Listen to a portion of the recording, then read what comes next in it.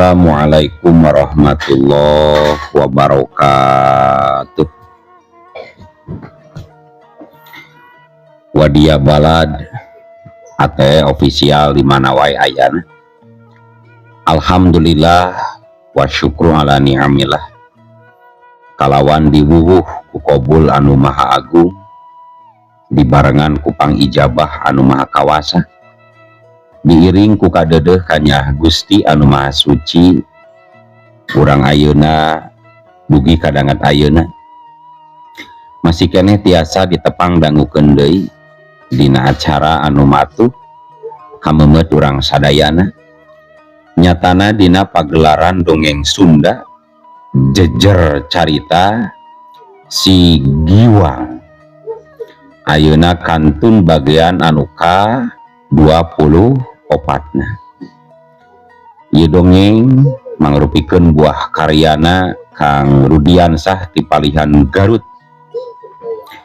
Kangge Kang Rudiansah ngahaturkeun rewu nuhun laksa ketika bingahan rehna parantos ngintunkeun naskah sekaligus mawidian mamang kangge medar ieu dongeng dina channel ATE official ieu.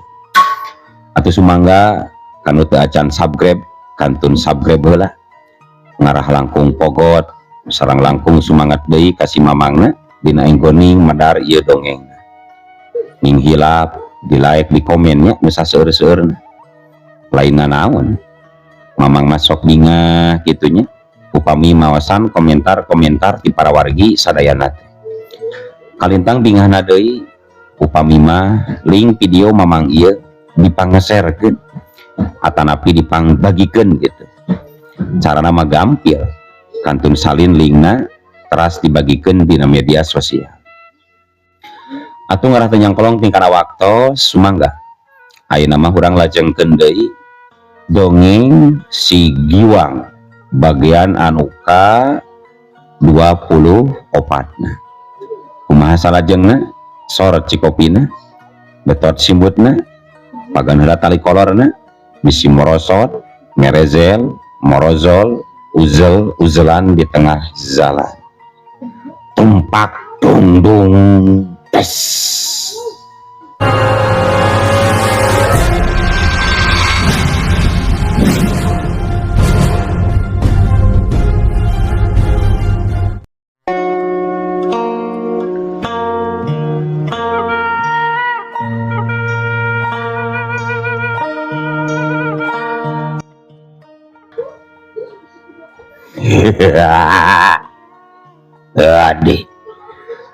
Adik Samudra dewek bunga nuka kakacita diajak ke mama markas wawalanda ke kuku mama mane khusus sabab dewek teh bakal memenang menanaun rupa anu dipitayang ku dewek salilalalalai dalam Samudra. Cek Mbah Buyut giling-giling kadenge sorana pegat-pegat. Naon teh anu dipikaoyong ku Mbah Buyut teh sim kuring man terang sun dewek butuh getip paparawan bule dalam Samudra jeung jasad anyar supaya bisa hirup dewek teh deuleu Samudra sarda dewek krek males nyeri kaunggal jalma anu memang mama masih kakak-katurunan si Buyut Jabar Kuning anu boga murid kadalana si Sulasmi gara guruna gara guru mama manina dewek modar dari Samudra. Oh sumuhun nembe kae mutan deui salirate memang kagungan musuh satu kabuyutan anu nelambah Buyut Jabar Kuning nanging nembe terang ayeuna yen si Abu Zulasmi teh murid atanapi sekeseler nasi Mbah Buyut Jabar Kuning. Nanging kaleresan eta jalmi teh bade ditelu ku sim kuring teh Mbah. Kumaha Mbah bakal ngawidian? Pepepek cobaan kumaha maneh samudra dewek mual nyarek mual ninita kude dewek bakal dibantuan suga dan hasil maksudan oge cita dewek kakak cewumpona bisa hirup deui sarta bisa ngawasa dunia kejajawaraan jeung malas bati kamu musuh dewe pihak walanda oge kuku dewe arek ditundukkeun sina takluk aya dina kakawazaan dewe samudra. Sumuhun mangga Mbah Buyut giling-giling sadaya naon rupa anu baris dipikaoyong Guzalira tinang terus bakal laksana tinekanan zo hapunten mastaka salira sareng tombak pondok bade teras dicandak we ku si kuring bade dialihkeun samentawis ka ditu ka markas Walanda. Segera bawa samudra dewek pasti turgen ayeuna dewek balik heula samudra sumohon mangga Mbah mangga hatur nuhun kana waktosna tos kersa ngawaler pun incuwa. Las geus kitu mah sora Mbah Buyut giling-giling geus teu kadenge deui ku Ki Samudra.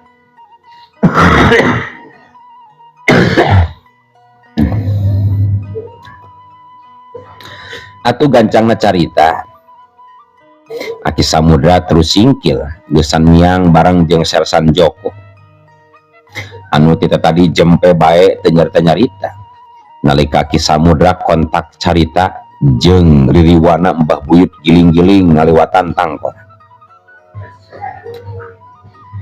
di luar kayan jadi simpe deui tengah guruh cara tadi sarta saterusna duanana geus ngamimitian lumampah ninggalkeun lembur lalu empang nyorang jalan satapak anu berasna ka lembur handap.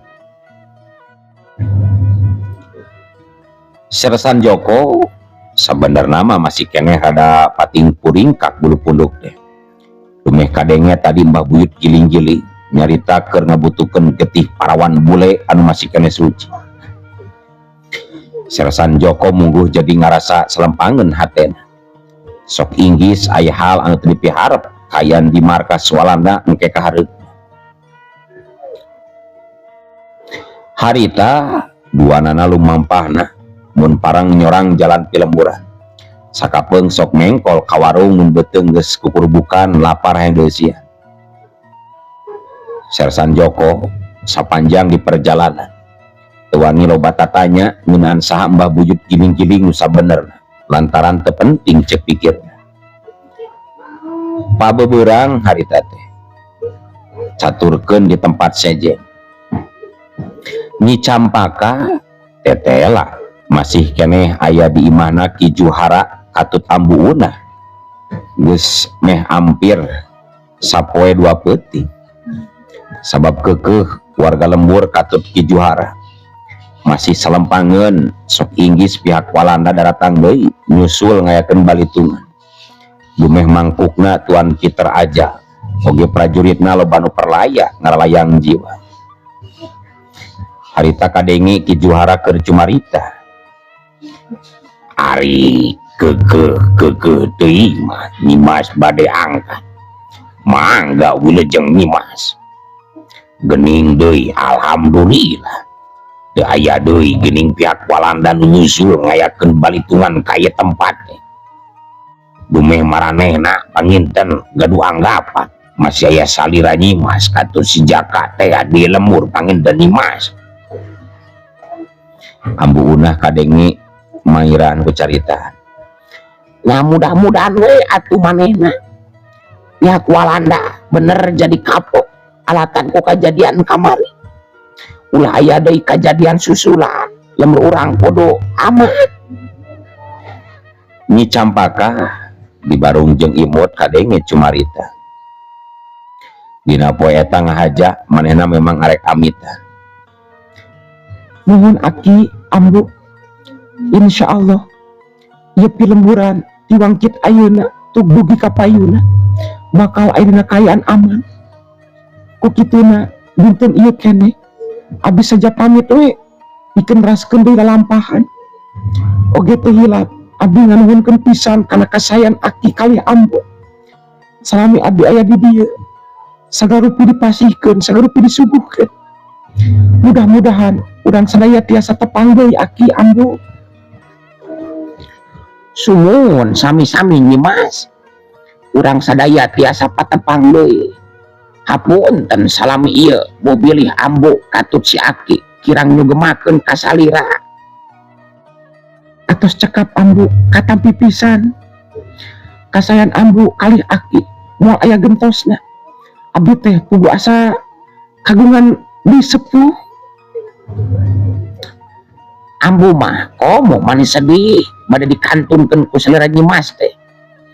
Ugu bisa asa ka anak sorangan karek dua poe tepung oge ni asa geus ka anak. Sabab Ambu jeung si Aki mah apanan teu boga anak ayeuna mah.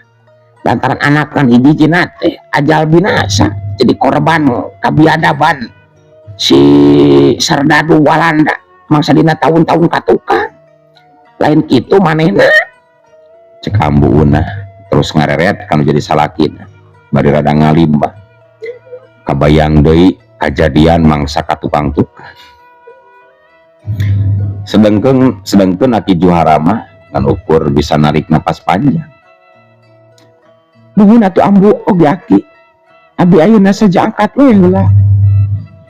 Nuhun mangga atuh Nyimas wilujeng. Nya mangga Nyimas mangga. Ku Agi katuji Ambu didengakeun bisa. Mugi we hidup salawasna aya dina panangtayungan ti Gusti. Di mana bae hidup lumampah jeung cicing. Mugi salawasna salamet. Cepi Juhara. Hatur nuhun piduan Aki Ambu, hatur nuhun. Cek Nyi Campaka. Nyi Campaka poe harita memang geus gilig pikeun ngamimitian deui lumampah. Tapi can boga tujuan anu tangtu. Anu jelas dirina arek ngalalana nyiar pangalaman katut kamangpaatan ilmu panemu pikeun ngabantu karahayat letik anu lemah can bisa ngalawan ka kaum penjajah. Nyi Campaka lumampahna ngahaja leumpang. Keur wanoja biasa mah pamohalan sanggup lumampah jauh bari kudu leumpang. Tapi pikeun Nyi Campaka mah lain wanoja biasa. Dua sukuna memang geus kalati asa matak bakal kuat lumampah bari leumpang. Ambu Unah katut Ki Juhara masih keneh narangtung di buruan imah. Kalayan bisa keneh ningali kajirim Nyi Campaka anu keur leumpang ngajauhan lembur. Anu katingali ngan ukur tinggal tanggongna wungkul. Duanana mungguh ngarasa reueus tur bagja. Mun seuk bener boga anak awe seperti Nyi Campaka. Ulah kawas anak nambah heula. Nya oge lalaki tapi teu bisa nanaon, gampang diperdaya ku jalma jahat. Sedengkeun dina waktu anu meh sarua di tempat sejen harita teh kacaturkeun Jaka Satria keur leumpang nyorang piluweungan tas mulang ti wewengkon markas Walanda. Manehna bisa nyusup asup ka wewengkon markas Walanda tanpa ngalakukeun tindakan nanaon. Da maksudna oge hayang ningali kana kayan wungkul. Jaka Satria bari lempang teh hatena mah terus galecok ngomong sorangan. Jahanam si Walanda. Lain kapok ku kejadian kamari teh. Ngadon ngahimpun deui kakuatan anyar nyokot prajurit di Batavia. Prajurit jadi tambah loba. Sedangkan kekuatan lemah cai taya sagrup oge militer anu maju ngalawan. Malah sabalikna ngadon ngaharianat ka bangsana sorangan demi duit ringgitan.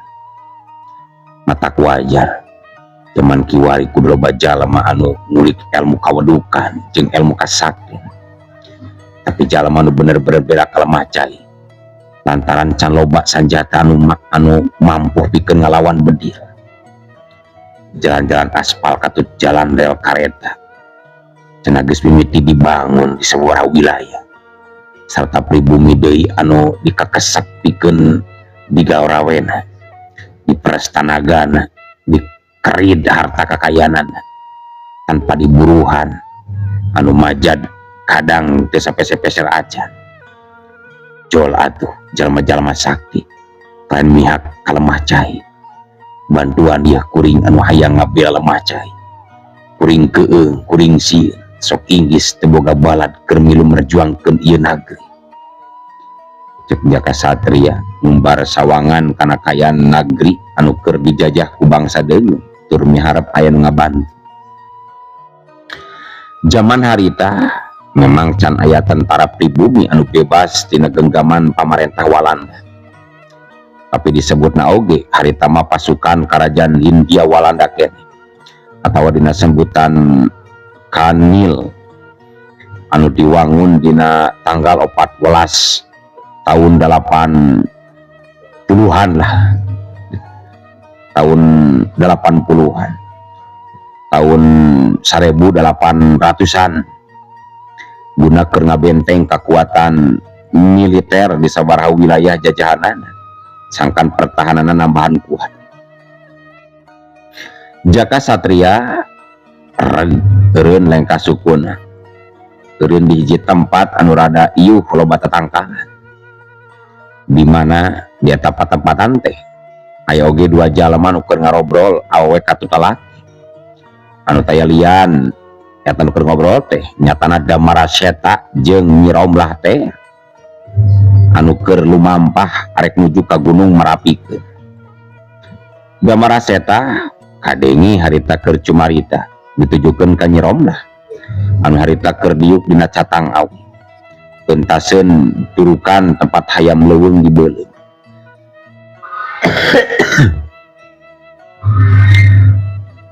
Beak ieu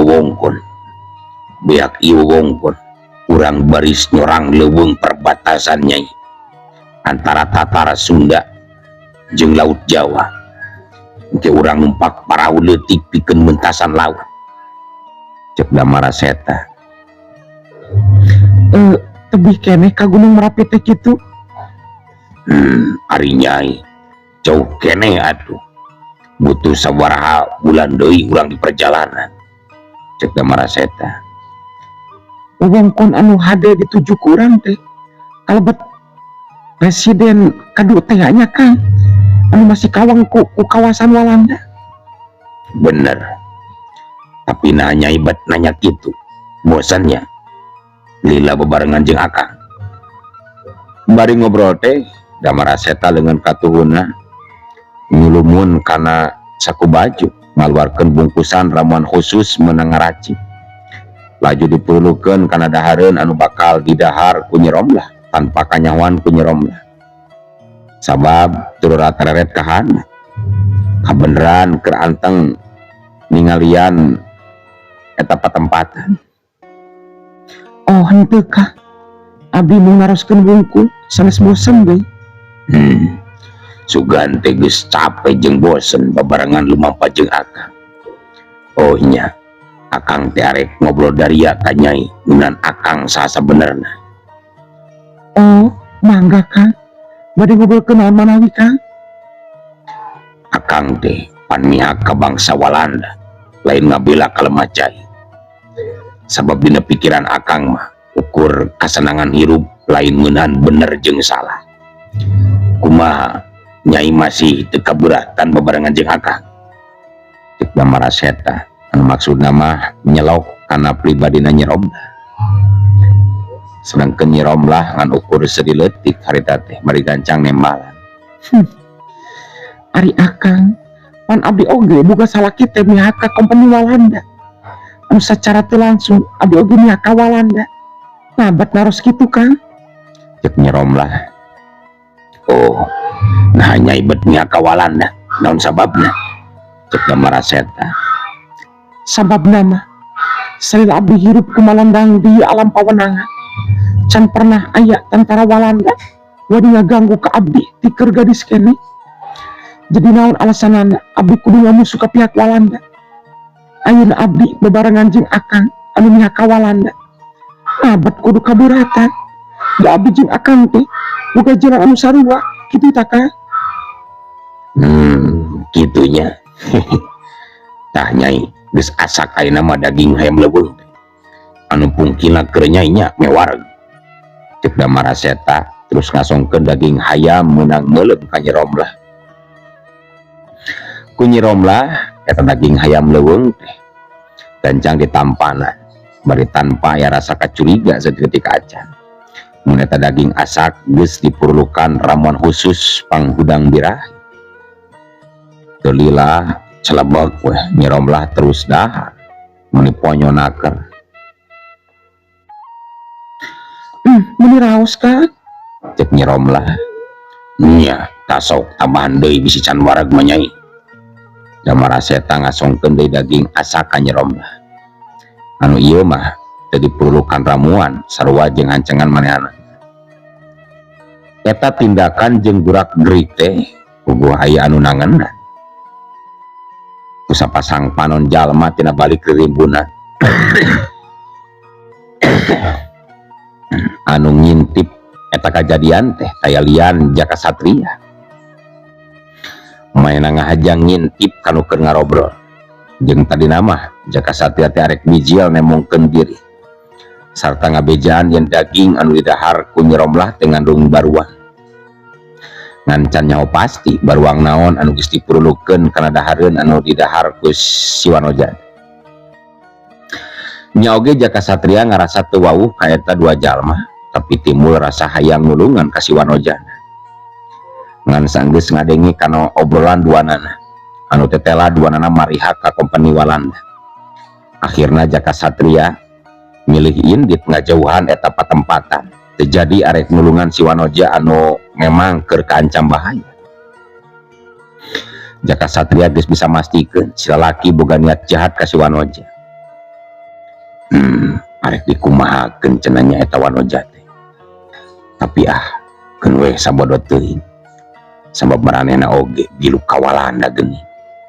Cek Jaka Satria terus ngagerentos ngomong sorangan dina jero hatena. Sedangkeun kayaan Nyi Romlah harita teh sanggeus ngadahar daging hayam.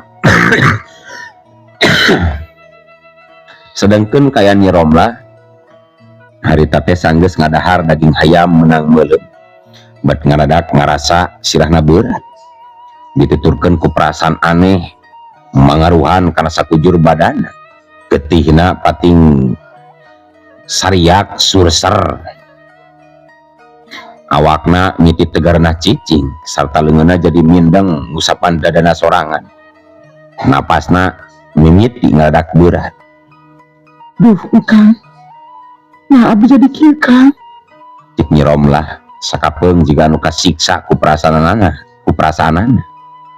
Kunaon Nyai? Tegarna awak. Yap ka dieu, urang golerkeun ari tegarna awak mah Nyai, ka dieu. Damaraseta seuri dina jero hatena. Bari gancang nyampeurkeun ka Nyi Romlah. Pikeun terus ngalaksanakeun pamaksudanana. Nyi Romlah tutupanana jadi semu ceuleuyeuk.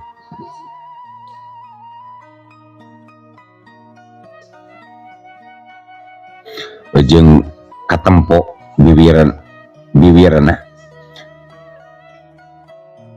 dibaseuhan ku letahna. ngomongna jadi ngaco sikap penalir umpama hiji wanoja anu sono kurung rumah lalaki. Da maraseta memang geus apa nyiromlah teh bakal kitu satu tas ngadahar daging hayam leuweung anu diperlukan ramuan khusus teh. Matak manehna terus ngadeukeutan sarta leungeunna mimiti gurayam-garayam kaluhur kahana. Tur tetelah ramuan anu dijieun ku Damaraseta salila ieu bener-bener mati. Ku waktu ngasakedeung oge, Nyiromlah bisa langsung ngarasakeun reaksina. Kang, Nyiromlah jadi semu halon sorana, sarta teutepanana beuki cileuyeun wae. Netep ka Damaraseta beri sumengir jika nu hayang baruntak tapi teu mampu. Damaraseta leungeunna terus ngusapan buk Nyiromlah. Henteu luput kana beuheung, tapi Nyiromlah estu teu bisa baruntak narima sikap tidak Damaraseta model kitu. Mah jika nu hayang langsung dirunggung. Rieut nu geulis rieut. Ceuk Damaraseta deui, bari sikapna beuki kurang ajar bae. Nyasar kana gunung sakembaranana Nyiromlah anu tetep teu bisa barontak jeung nolak kana sikap Damaraseta ka dirinya. Tah eta Kang, eta tah teraskan kahandapkan. Cek Nyiromlah beuki tambah ngaco nyaritana teh. Sacara teu sadar ngadon nungtun leungeun Damaraseta pikeun nyasar sakujur badan. Pangaruh ramuan panghudang birahi beuki kuat tumarapna ka Nyiromlah. Damaraseta kakarak harip tak bisa ngalaksanakeun pamaksudanana. Ngaperdaya Nyiromlah sabab waktu-waktu ka tukang mah masih can sempet. Nyiromlah bener-bener ilang kasadaranana. Nu aya ngan ukur rasa sono hayang dirungrum ku kahaneutan ti hiji lalaki.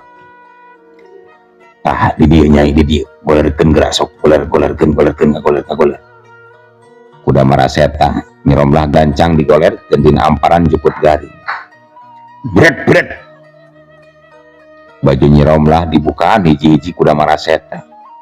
Geus bogo manehna mah pangheulana ngalaknan pakaianana sorangan. Renghos napas Damaraseta mimiti renghos. Gondok lakina turun naik. Pon kitu deui Nyiromlah geus teu kuat nahan birahin. Enggal Kang, geura rungrum abdi Kang. Nya, ieu Kang geuris, ieu Kang. Yakin dina poe harita, dina poe eta Nyiromlah jadi korban pamuas nafsu binatang Damaraseta. Nyiromlah bener-bener lir umpama anu geus ilang akal katut pikiranana. Jajab kasuka mungguh di luar kasadaranana. Sakali deui sapasang panon jalma sakolebat ningalikeun kana eta adegan. Terus ngiles tina balik tatangkalan katut rimbunan. Teu tega waktu ningali si wanoja jadi korban pamuas nafsuna eta si lalaki sacara teu nyarita.